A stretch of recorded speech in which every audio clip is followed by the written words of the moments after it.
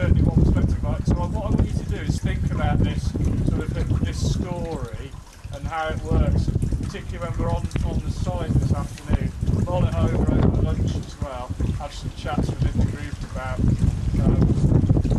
where you think the focus ought to be, and of course what you think can be done if then the farmer has got a bit more profit, a bit more money to reinvest back into his landscape and maintain the soil quality so that he doesn't degrade the water quality.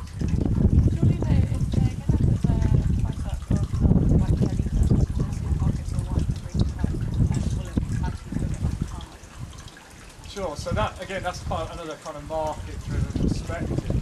Do we have to say, can we not just say to supermarkets, well, you can't have a bigger cut? If you have a bigger cut, we're going to have to pay more money as taxpayers for our water rates, for example. Could we not say to supermarkets, this is the person who needs the money, he's the person who has to maintain the quality of the soil and therefore the water?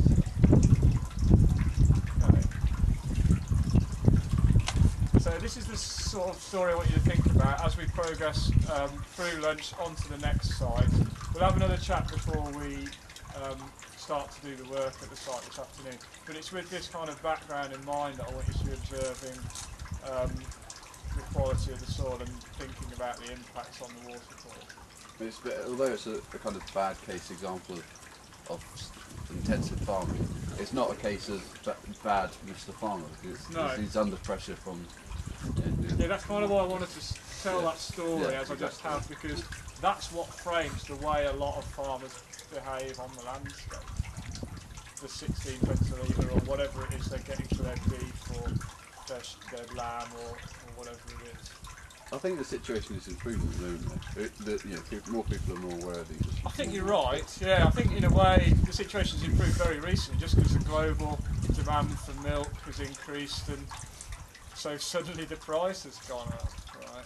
But we have got to be careful, as a society, do we think it's acceptable that the supermarkets just take that money, or whoever it is? Is it not much more forward thinking to be putting that back into the land to avoid problems? And you might even say that in 30 years' time you could reduce these problems dramatically by drawing down the phosphorus store in the soil, as one example of a pollutant. Yeah, but what you're talking about is reforming the whole common agricultural policy. It's a huge area. Yeah, but I mean it's been massively reformed. But to get there and to get it took like 10 years, so you want another reformation. Yeah, but I think it's more social, isn't it? Yeah, I mean it is partly it's partly reformation that could come from right on top through that structure. But it is also partly, if you think about local dairies and local people shopping from local dairies, they tend to be buying a higher quality milk. I was saying the other night I'm buying unpasteurised milk from the local shop round the corner. It costs a lot more per litre. The farmer actually does less to it. It costs him less. In fact, he doesn't have to send it off to a dairy in another part of the county. But it's much, I tell you what, it takes a lot better, and I'm quite happy to pay more money. So I don't think it has to come from the top down kind of cap route. I think it can come from a sort of more grassroots, this is what we understand to be important, in the same way that our second recycling example did. Yeah. It's simple, isn't it? Yeah, simple thing, really. Buying local, if you can get it, buy local. Yeah. Surely it's all related to income. If they say the government imposed a thing saying that supermarkets could only take a certain amount of profit from the milk, so some of the money went back to the farmer. Surely if they did that for milk, they would then have to why would they do that for milk and not for wheat and not for vegetables? Yeah, why only help dairy farmers? Yeah, sure. I'm not suggesting that you need to, I'm not actually suggesting a top-down policy and a whole price-fixing approach necessarily. I'm just saying that these are things you need to consider about the value of the product you're buying. Part of the reason that it's cheap is because you're degrading the soil. So surely the milk's actually worth more when you factor in this environmental issue, this non-sustainable